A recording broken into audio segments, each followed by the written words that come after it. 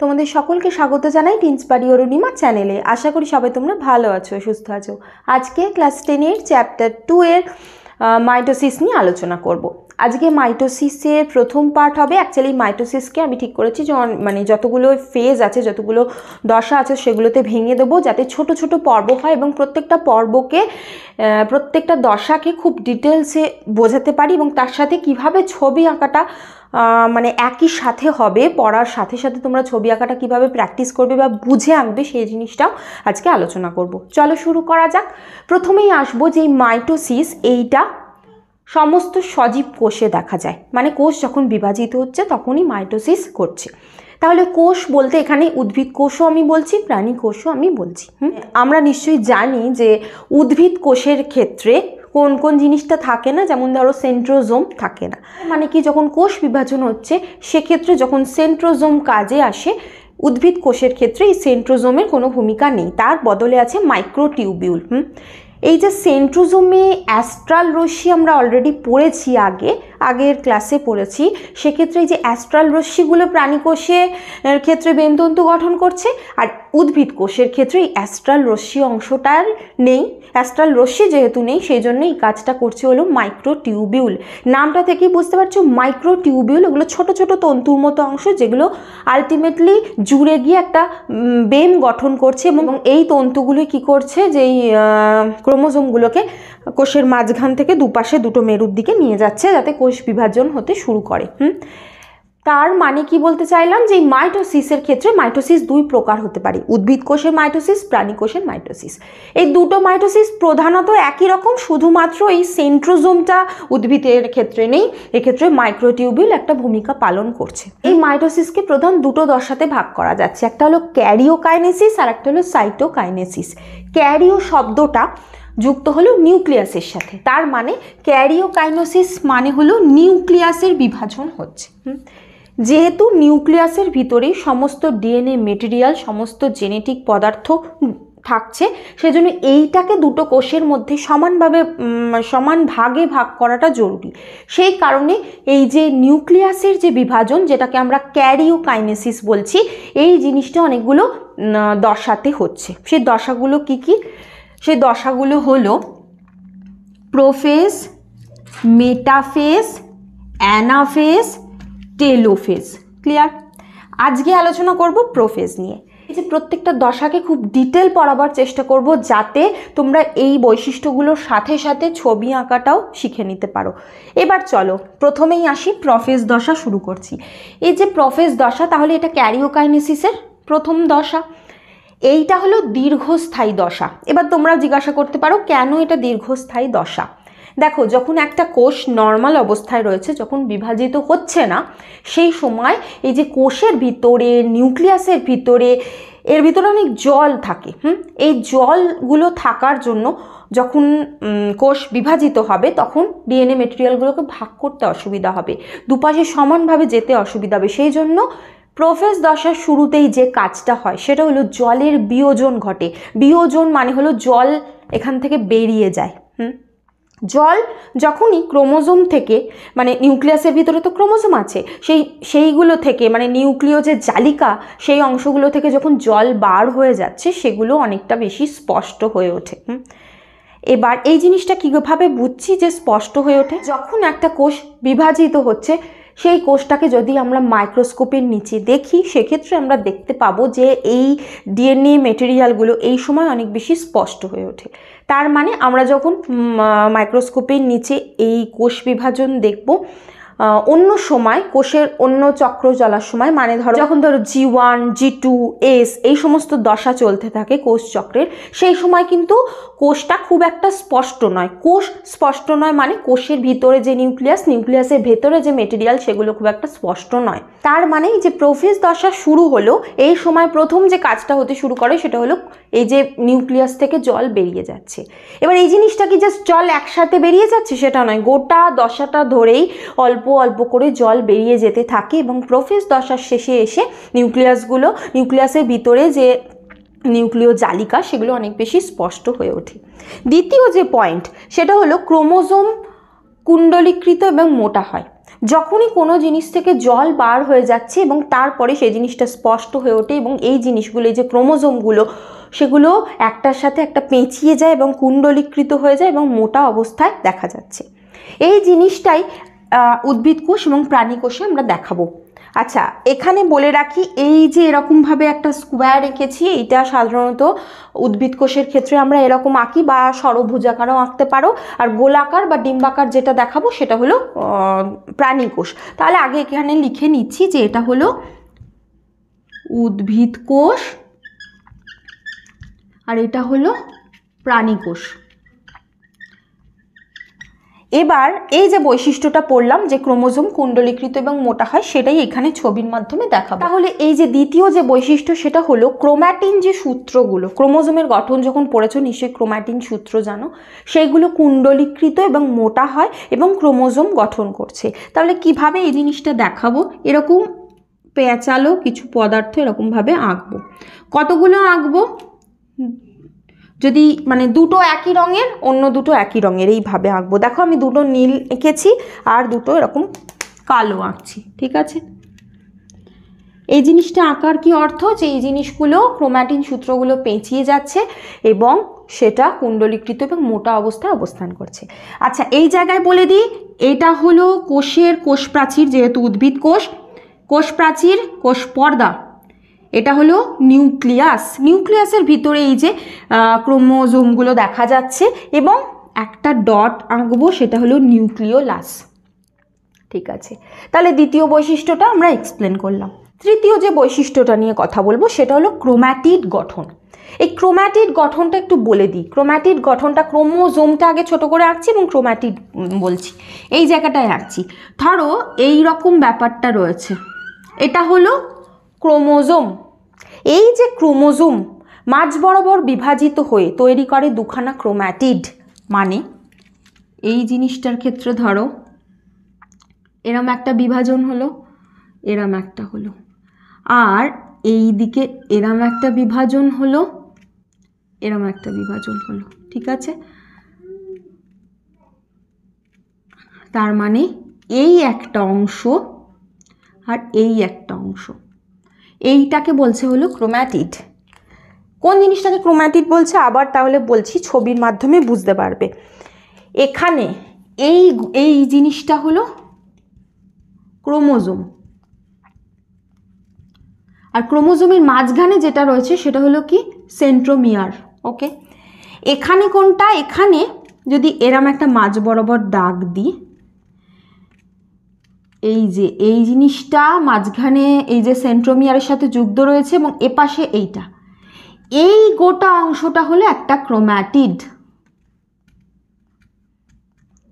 ঠিক আছে। তাহলে এপাশে একটা ক্রোম্যাটিড রয়েছে, এপাশেও একটা ক্রোম্যাটিড রয়েছে, দুটো ক্রোম্যাটিড মিলে একটা ক্রোমোজোম গঠন করেছে, ক্লিয়ার।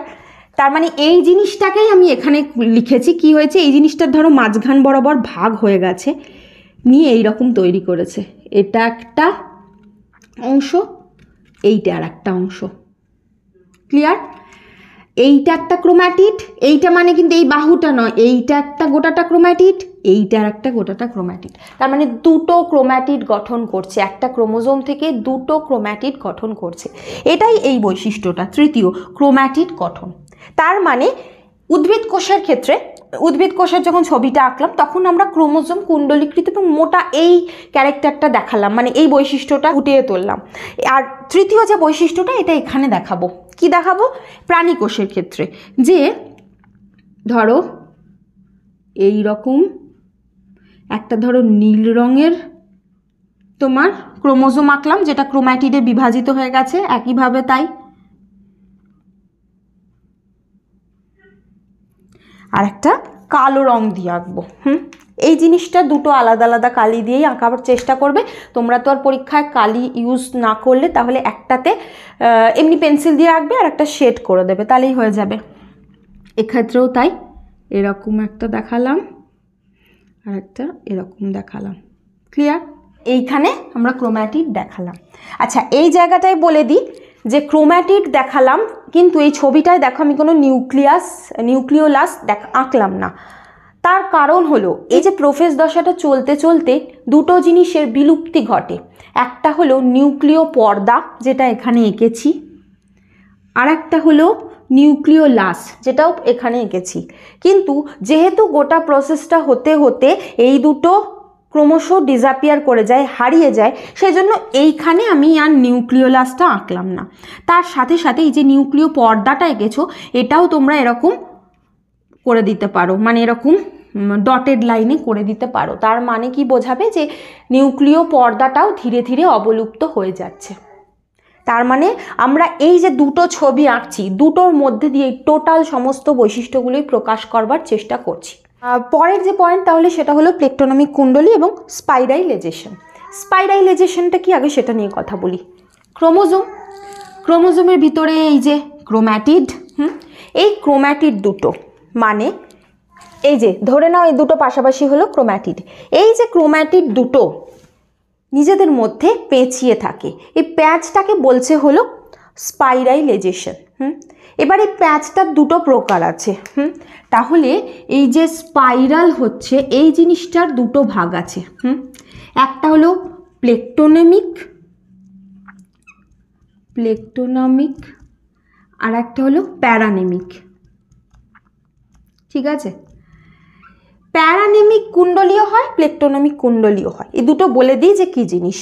প্যারানেমিক কুণ্ডলী যখন হয় সেক্ষেত্রে ক্রোম্যাটিডগুলো পাশাপাশি অবস্থান করে, কিন্তু কোনো রকম টুইস্টেড হয় না, মানে একটার সাথে একটা প্যাঁচায় না, পাশাপাশি অবস্থান করে। প্লেকটোনমিক কুণ্ডলী মানে কি, এই জিনিসটা সাধারণত যখন দেখা যাচ্ছে এই যে প্রোফেজ দশাতে এই জিনিসটা শুরু হচ্ছে এবং এই যে ক্রোম্যাটিডগুলোর এইগুলো একে অন্যের সাথে পেঁচিয়ে যাচ্ছে এবং এরা এতটাই টুইস্টেড হয়ে যায়, এতটাই বেশি পেঁচিয়ে যায়, যাদেরকে ছাড়ানো প্রায় অসম্ভব। প্লেকটোনমিক কুণ্ডলীতে কি হয়ে যাচ্ছে, এই যে ক্রোম্যাটিডগুলো অবস্থান করছে, ক্রোম্যাটিডগুলো একটার সাথে একটা পেঁচিয়ে যাচ্ছে এবং এমনভাবে অবস্থান করছে যাদেরকে ছাড়ানো যাচ্ছে না।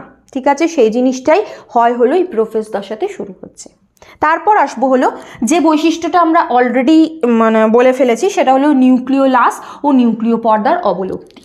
এটাও কিন্তু ওরকম জাদুকাঠি ঘোরাবার মতো নয় যে জাদুকাঠি ঘুরিয়ে দিলাম, নিউক্লিওলাস এবং নিউক্লিয় পর্দা অবলুপ্ত হয়ে গেল, সেটা নয়। প্রোফেজ দশা যেহেতু দীর্ঘক্ষণ ধরে চলে, এই দশাটা হওয়ার শুরুতে তখন ধীরে ধীরে ধীরে ধীরে নিউক্লিওলাস এবং নিউক্লিয় পর্দা অবলুপ্ত হতে শুরু করে এবং এই প্রোফেজ দশার শেষে গিয়ে এগুলো অবলুপ্ত হয়ে যাচ্ছে।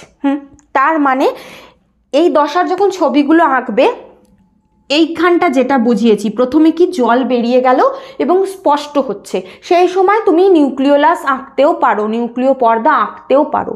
কিন্তু যখন এখানে অলরেডি ক্রোম্যাটিড গঠন করে গেছে, তখন তোমার নিউক্লিওলাস আঁকার দরকার নেই, নিউক্লিয় পর্দাটাও এরকমভাবে কাটা কাটা বা ছেঁড়া ছেঁড়া আঁকবে।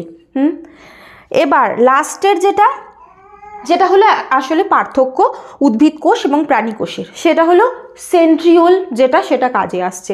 উদ্ভিদ কোষের ক্ষেত্রে যেহেতু সেন্ট্রিওল নেই, আঁকার প্রয়োজন নেই, কারণ মাইক্রোটিউবিউল কাজে আসে। এবার তোমরা বলবে তাহলে কি উদ্ভিদ কোষের মধ্যে মাইক্রোটিউবিউল দেখাবো না? মাইক্রোটিউবিউল সাইটোপ্লাজমে ঘুরে ঘুরে বেড়ায়। এবার এই জিনিসটা অ্যারেঞ্জ হতে শুরু করে এই প্রোফেজ দশার শেষের দিক থেকে, সেজন্য উদ্ভিদ কোষের ক্ষেত্রে এই জিনিসটা দেখাবার না দেখালেও হয় এই সময়। আর প্রাণী কোষের ক্ষেত্রে কি হচ্ছে, সেন্ট্রোজোম তোমরা নিশ্চয়ই জানো কীরকম অবস্থায় থাকে। সেন্ট্রোজোমগুলো এরকম দুটো এরকম পিপের মতো অংশ থাকে, তার আশেপাশে এরকমভাবে অ্যাস্ট্রাল রশ্মি থাকে। এই দশাতে কি হচ্ছে, এই যে সেন্ট্রিওল, এই সেন্ট্রিওল দুটো একটা অন্যদিকে, কোষের একটা সেন্ট্রিওল একদিকে, অন্য সেন্ট্রিওলটা কোষের অন্য প্রান্তে চলে যায়। তাহলে এই ছবিটায় কি দেখাবো, এই অংশে একটা সেন্ট্রিওল দেখাবো আর এই অংশে আরও একটা সেন্ট্রিওল দেখাবো। এইখানে একটা দেখালাম আর এইখানে আরও একটা সেন্ট্রিওল দেখালাম। আর এই সেন্ট্রিওলগুলো যে অ্যাস্ট্রাল রশ্মি গঠন করেছে, এই অ্যাস্ট্রাল রশ্মিগুলো এরকমভাবে আশেপাশে এরকমভাবে দেখিয়ে দিলাম। এগুলো আবার সূর্যের ছটা ভেবো না, এগুলো হলো অ্যাস্ট্রাল রশ্মিগুলো। ঠিক আছে, তার মানে কি, এই যে প্রোফেজ দশায় কি এসে গেল, সেন্ট্রিওল দুটো মেরুতে অবস্থান করছে, এটা একদিকে এটা একদিকে, আর অ্যাস্ট্রাল রশ্মিগুলো এখানে রয়েছে। ক্লিয়ার? এইগুলোই হলো প্রোফেজ দশার বৈশিষ্ট্য। প্রোফেজ দশা হতে সবচেয়ে বেশিক্ষণ সময় লাগে, মানে আমি যেটা আগেও বললাম ক্যারিওকাইনেসিসের এই 4টে দশাতে সবচেয়ে বেশি সময় লাগছে প্রোফেজ দশাটা তে, কারণ এক্ষেত্রে যে ডিএনএ মেটেরিয়ালগুলো সেগুলোকে একটা প্রিপারেশন করতে হয়, ভাগ করার আগে জল বার করে দিতে হয়, এগুলোকে খুব ভালোভাবে গুটোতে হয়, খুব স্পষ্টভাবে এদেরকে মানে ভালোভাবে গুটানো প্রয়োজন, যাতে ভাগ করার আগে দুদিকে সমানভাবে সঠিকভাবে ডিএনএ মেটেরিয়ালগুলো দুটো কোষের মধ্যে যায়। সেই কারণে তার মানে উদ্ভিদ কোষের ক্ষেত্রে যখন আমি ছবি আঁকলাম, ক্রোমোজোমটা দেখালাম, এক্ষেত্রে আমরা ক্রোম্যাটিড দেখালাম, এখানে আমরা নিউক্লিওলাস দেখাবো না, আর নিউক্লিয় পর্দা প্রায় অবলুপ্ত হচ্ছে, ধীরে ধীরে অবলুপ্তির পথে সেটা দেখালাম, এসেন্ট্রিয়াল দুটো প্রান্তে চলে গেছে সেটা দেখাবো, অ্যাস্ট্রাল রশ্মি এসেছে সেটা দেখাবো। আর এই যে পেক্টোনমিক কুণ্ডলী গঠন এবং স্পাইরাইলাইজেশন, এটা হলো ডিএনএর একটা বিশেষ প্রকার প্যাঁচ বলতে পারো, যে প্যাঁচের মাধ্যমে ওরা গুটিয়ে ছোট হয়ে যাচ্ছে, যার ফলে কোষটা ভাগ হতে সময় লাগছে, মানে যে ভাগ হতে সুবিধা হচ্ছে। সেই কারণে এই বৈশিষ্ট্যটা মানে এই বৈশিষ্ট্যটা এই দশায় দেখা যাচ্ছে। তাহলে আশা করি বোঝাতে পারলাম। এই জায়গাটা কিন্তু স্টুডেন্টরা মুখস্থ করে নেয়, সেই কারণে আমি চেষ্টা করলাম প্রত্যেকটা বৈশিষ্ট্য ছবি আঁকার সাথে বোঝাতে। পরের পর্বে পরের দশা নিয়ে আলোচনা করব, ডিটেলস আলোচনা করব। হতে পারে এই পর্বগুলো মানে অনেকগুলো পার্টে আসবে, তার কারণ আমি চাই যে এগুলো প্রত্যেকটা যে দশাগুলো হচ্ছে সেই দশাগুলো তোমরা সম্পর্কে ডিটেল জানো, এবং ছবিগুলোর সাথে যেন সেই জিনিসটা মানে রিলেট করতে পারো সেই জিনিসটা। আশা করি বোঝাতে পারলাম। কোনো প্রশ্ন থাকলে জিজ্ঞাসা করতে পারো। তোমরা ভিডিওটাকে লাইক করো, শেয়ার করতে একদম ভুলো না, আর অবশ্যই সাবস্ক্রাইব করো এবং বেল বাটনটাও ক্লিক করে দিও। Thank you.